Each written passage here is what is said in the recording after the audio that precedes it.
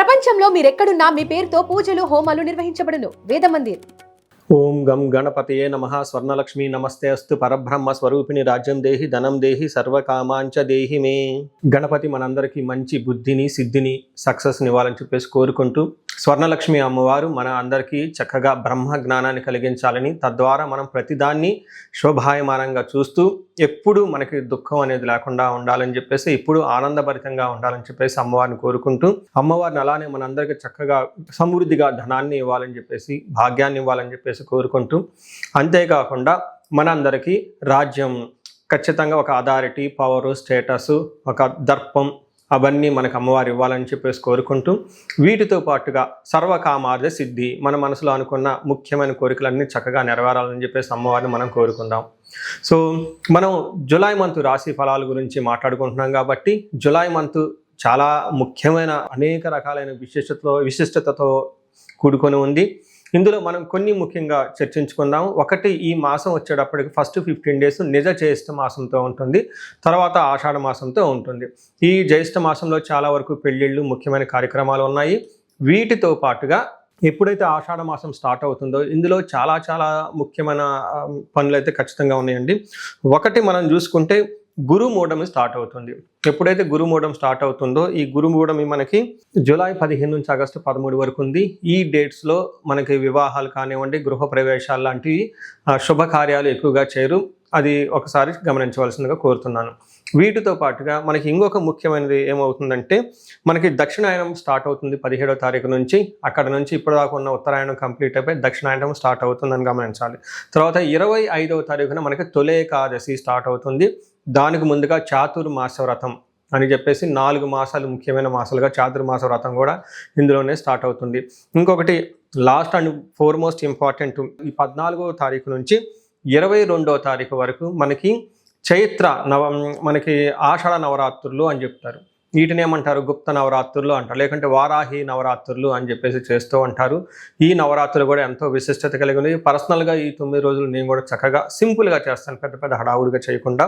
ఇలా చేసుకునే వాళ్ళందరికీ ఎంతో బాగా ఉపయోగకరంగా ఉంటుంది. లాస్ట్లో ఈ మంత్ మనకి గురు పూర్ణిమతో ఈ మాసం అనేది పూర్తి అవుతుంది.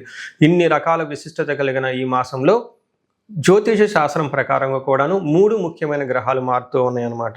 ఆ గ్రహాలు మనం ఏంటో చూసుకుంటే, జూలైలో 4వ తారీఖు, 7వ తారీఖు, 16వ తారీఖు, 21వ తారీఖు, ఇలా జూన్ అంటే 3 గ్రహాలు మారుతున్నాయి. ఈ మారి గ్రహాలు శుక్రుడు, బుధుడు, సూర్యుడు గ్రహాలు కూడా ఉన్నాయి. 4వ తారీఖు వచ్చేటప్పటికి శుక్రుడు, బుధుడు వచ్చి 7వ తారీఖు, 16వ తారీఖు సూర్య భగవానుడు మారుతూ ఉన్నారనమాట. ఈ యొక్క 3 గ్రహాల యొక్క ప్రభావం మనకి జూలై మంత్లో ఎలా ఉండబోతుందో మనం తెలుసుకుందాం. సో మనం మిథున రాశి జూలై మంత్లో ఎలా ఉందో చూద్దాం. జూలై 2026 సంవత్సరంలో మిథున రాశి పరిస్థితి చూస్తే, ఈ రాశి వాళ్ళకి ఒక సాధారణంగా ఉండేది, అలా పెద్ద ఇబ్బందులు ఉండవు, అలా అని పెద్ద అవకాశాలు వచ్చి గ్రోత్ ఉండేది కూడా ఉండదని చెప్పుకోవచ్చు. కొంచెం నిదానంగా ఆలోచించి అన్ని పనులు చేసుకుంటే చాలా చక్కగా ఉంటుంది ఈ మాసం అంతా అని చెప్పుకోవచ్చు. ఇందులో ఉన్న నక్షత్రాలు చూస్తే మృగశిర 3, 4 పాదాలు, ఆరుద్ర 1, 2, 3, 4 పాదాలు, పునర్వసు 1, 2, 3 పాదాలు అంతా మనకి ఈ మిథున రాశిలో ఉంటారు. పేరు బలం బట్టి మనం చూసుకుంటే కా, కీ, కు, ఖం, జ్ఞ, కా, కే, కో, హ అన్న అక్షరాలు కూడా ఈ రాశిలో ఉంటారని గమనించాలి.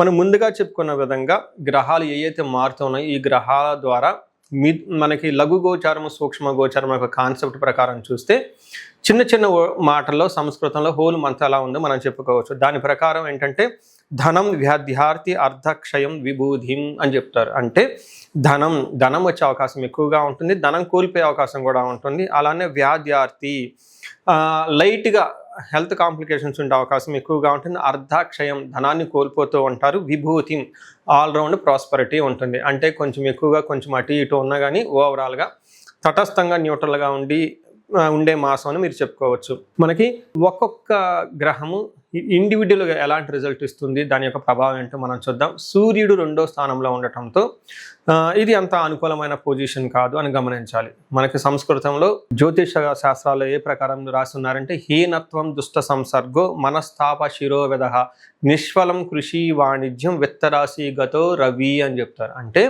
2వ స్థానంలో సూర్యుడు ఉండటం వల్ల ఏమవుతుంది, హీనత్వం అంటే వీళ్ళ స్టేటస్కి తగిన వాళ్ళతో కాకుండా తక్కువ ఉన్న క్యాడర్ వాళ్ళతో పని చేయాలి అని ఒక ఆలోచన వచ్చేస్తుంది. నీచ బుద్ధి కలిగి ఉంటారు. దుర్మార్గుల సహవాసం ఎక్కువగా ఉంటుంది. మనస్తాపానికి గురవుతూ ఉంటారు. అయ్యో ఇది నా స్టేటస్కి తగిన పని కాదు, నా కేటర్కి సంబంధించిన పని కాదు, ఎవరో చేయాల్సింది నేను చేస్తున్నాను, ఇలా ఫీల్ అయ్యే అవకాశం ఎక్కువగా ఉంటుంది. మనస్తాపానికి గురయ్యే అవకాశం ఉంటుంది. కృషి వాణిజ్యం నిష్ఫలం. ఈ టైంలో వ్యవసాయం చేసినా లేదంటే వ్యాపారం చేసినా అంతగా కలిసి రాదు అని మనకు చెప్తూ ఉంటారు. గొడవలయ్యే అవకాశం కూడా ఉంటుంది. అది మన సూర్యుడి వల్ల మనకి ఇలాంటి అనుకూలమైన ప్రతికూలమైన పరిస్థితులు ఉండే అవకాశం ఎక్కువగా ఉంటుంది. నెక్స్ట్ బుధుడు వీళ్ళకి 2వ స్థానంలో ఉండటంతో అగైన్ ధననాశనం అని చెప్తూ ఉంటారు. వివాదో దుష్ట సంసర్గో అంటే దుష్టుల యొక్క సవాసం పట్టి ధనాన్ని కోల్పోయే అవకాశం ఎక్కువ ఉందని గమనించుకోవాలి. నెక్స్ట్ 3వది మోస్ట్ ఇంపార్టెంట్, కుజుడు వీళ్ళకి 12వ స్థానంలో. కుజుడు ఉంటే ఏమవుతుందంటే ప్రవాసం వ్యాధి పీడాంశ బంధు వైరం ధనక్షణం దేహ పీడాంశ సంచారం ద్వాదశకే కుజ అంటారు. అంటే 12వ స్థానంలో ఎప్పుడైతే కుజుడు ఉంటారో విపరీతంగా ట్రావెల్ చేసే అవకాశం ఎక్కువగా ఉంటుంది, దూర ప్రయాణాలు చేసే అవకాశం ఎక్కువగా ఉంటుంది, ధనక్షయం జరుగుతూ ఉంటుందని చెప్తారు. అయితే వీళ్ళకి ధనం వచ్చే అవకాశం కూడా ఉంటుంది. ఇటు ధనం వస్తూనే ఉంటుంది, ఆ విధంగా ఛాలెంజెస్ కూడా ఉంటుంది. లాస్ట్ అండ్ మోస్ట్ ఇంపార్టెంట్, శుక్రుడు వీళ్ళకి 3వ స్థానంలో ఉండటం మంచి జరుగుతూ ఉంటుంది. ఇక్కడ కూడా మిక్స్డ్ రిజల్ట్ అని చెప్పుకోవాలి. ఒక రకంగా ఏం చెప్తారంటే వాణిజ్య ధననాశనం వ్యాపారం చేస్తే అందులో ధనం విషయంలో లాస్లు వస్తాయని చెప్పుకోవచ్చు. శత్రువృద్ధులు పెరుగుతూ ఉంటారు. గత జీవన రాహిత్యం అంటే ఇంతకుముందులాగా లైఫ్ అనేది హ్యాపీగా లగ్జరీగా ఉండదు, ఇబ్బందులతో ఉంటుందని చెప్తూ ఉంటారు. బట్ ఒక రకంగా మళ్ళీ అగైన్ సేమ్ శుక్రుడు ప్లేజర్స్, లవ్, తర్వాత రొమాన్స్ ఇట్లాంటి విషయాల్లో బాగా సపోర్ట్ ఇస్తున్నారని గమనించాలి. సో ఏ ప్రకారంగా చూసుకున్నా ఈ రాశి వాళ్ళకి మిక్స్డ్గా ఉంటుంది. కొంచెం డిసిప్లైన్డ్గా ఉంటే ఇంటర్పర్సనల్ స్కిల్స్ చక్కగా మెయింటైన్ చేస్తే ఈ మాసం అంతా మీకు స్మూత్గా వెళ్ళిపోతుంది. ఎలాంటి ఒడిదుడుకులు మీరు పెద్ద ఫేస్ చేయని అవసరం లేదని గమనించాలి. అయితే నక్షత్రాల ప్రకారం చూసుకుంటే ఇందులో మృగశిర, ఆరుద్ర, పునర్వసు 3 నక్షత్రాలు ఉంటాయని మనం ముందుగానే చెప్పుకున్నాం. ఇందులో నక్షత్రం ప్రకారం చూసుకుంటే బాగుంది, చాలా వెరీ ఇంట్రెస్టింగ్గా ఉంది. ఈ మంత్ వీళ్ళకి రాశి ప్రకారం చూసుకుంటే అంత అనుకూలంగా లేకపోయినా నక్షత్రాల ప్రకారం చాలా చక్కగా ఉంది ఈ రాశి వాళ్ళకి. ఇందులో మృగశిర వాళ్ళకి ఐశ్వర్యవంతంగా ఉంటుంది, ధనలాభం ఉంటుంది, విదేశ గమనం అంటే ఫారిన్ వెళ్ళి వచ్చే అవకాశం కూడా ఎక్కువగా ఉంటుంది ఈ రాశి వాళ్ళకి. అయితే నెగిటివ్ సైడ్లో ఎలా ఉంటుందంటే భయము మరణతుల్యము అని చెప్తారు. అంటే అనుకున్న పనుల్లో ఎక్కడో ఆటంకాలు రావటం, తద్వారా మీరు కన్ఫ్యూజ్ అయ్యి భయం కలిపే పరిస్థితులు ఎక్కువగా ఉంటాయని గమనించుకోవాలి. అలానే పునర్వసు నక్షత్రం వాళ్ళు చూసుకుంటే విదేశాగమనం, ఫారిన్ వెళ్ళే అవకాశం, ఫారిన్లో ఉన్న వాళ్ళ ద్వారా లాభం ఉంటుంది, సంపదలు బాగుంటాయి, ధనలాభం ఉంటుంది, మృష్టాన్నం బాగుంటారు, క్షేమంగా ఉంటారు, ఐశ్వర్యవంతంగా ఉంటారు. పునర్వసు వాళ్ళకి యాక్చువల్గా చెప్పాలంటే చాలా బాగుందని చెప్పుకోవచ్చు. సో ఈ ప్రకారంగా మీరు చూసుకుంటే ఈ రాశి వాళ్ళు అన్ని విధాలుగా బాగుంది కాబట్టి ముఖ్యంగా మృగశిర, ఆరుద్ర, పునర్వసు నక్షత్రం వాళ్ళు స్త్రీలతో జాగ్రత్తగా ఉండాలి. అంటే వీళ్ళు ప్రైమరీ ఎఫెక్ట్ కాదు కానివ్వండి, వీళ్ళకి తెలిసిన వాళ్ళు ఇంట్లో కానీ బయట కానీ ఎవరైనా లేడీస్ ఉంటే, ఇన్ కేసు లేడీస్ ఉంటే, జెంట్స్కి ఎవరైనా ఉంటే వాళ్ళకి ఏదో ప్రాబ్లం వచ్చి తద్వారా మీకు ప్రాబ్లం అయ్యే అవకాశం ఎక్కువగా ఉంది. కాబట్టి ఇదంతా మీరు చక్కగా గమనించుకొని తగు పరిహారాలు చేసుకుంటే లైఫ్ అంతా 10 రెట్లు ముందుకెళ్ళే అవకాశం ఎక్కువగా ఉంటుంది. పరిహారాల్లో భాగంగా ఈ రాశి వాళ్ళు ముఖ్యంగా నేనేం చెప్తానంటేనండి, ఇది గోచార రీత్యం అంటే గోచార ఫలితాలు అని చెప్తూ ఉంటారు. అయితే మీ ఇండివిడ్యువల్ యొక్క జన్మరాశిలో చూడటం కూడా చాలా ఇంపార్టెంట్.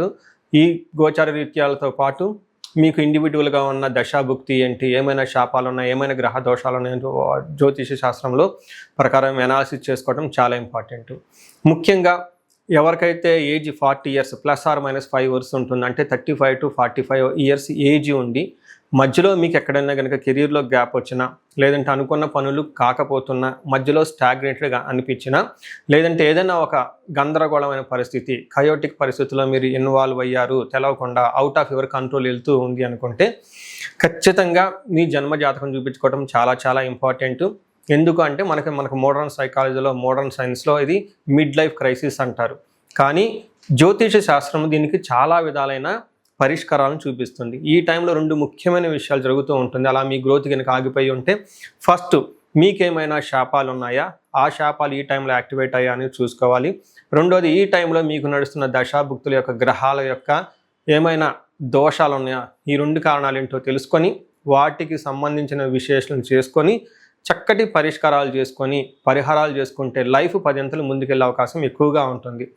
నా దగ్గరకు వచ్చే క్లయింట్స్లో ఎక్కువగా ధనానికి ఇబ్బంది పడుతున్న వాళ్ళు స్వర్ణలక్ష్మి విశేష హోమం చేయించుకుంటూ ఉంటారు.